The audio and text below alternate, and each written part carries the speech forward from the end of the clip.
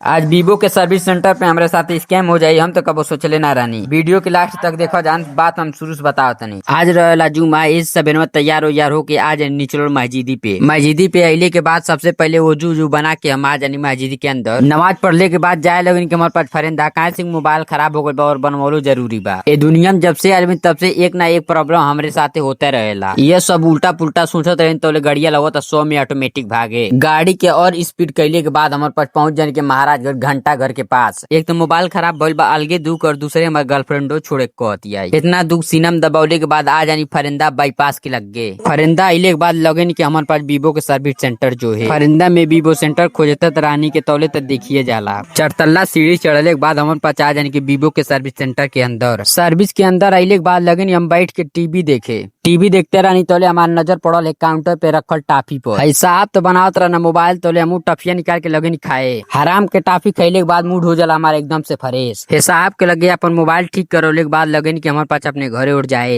हराम के टाफी कैले रहनी तौले तो हमारे मोटरसाइकिल हो जाला खराब। मोटरसाइकिल बनवले के बाद मिस्त्री साहब के अमेरिका के डॉलर दे के वहाँ से हमारे पास निकल गए नहीं के। वहाँ से निकलने के बाद हमारे पास आ जाने के महाराजगंज अइले के बाद यहाँ मुलाकात होला दुनिया के सबसे बड़हन ब्लॉगर से, जेकर नाम रहेला रब्बानी ब्लॉगर। और इका कहत न लो तहनो लोग सुना लोग। तो आप लोग इनका वीडियो देख रहे हैं तो फॉलो करना जरूर भूलना मत, और जितने भी वीडियो होता है उस पर लाइक कमेंट जरूर करिए। इससे क्या होगा कि रीच बढ़ेगा और भाई साहब हमारे जल्दी से आगे बढ़ पाएंगे, जल्दी से इनका फेसबुक हो और क्या बोलते हैं इंस्टाग्राम जल्दी से ग्रो कर पाए। आज के लिए इतना मिलल है, फिर कोनो नया वीडियो के साथ बिना कोनो संकोच के तू लोग हमारे आईडी के फॉलो कर लो।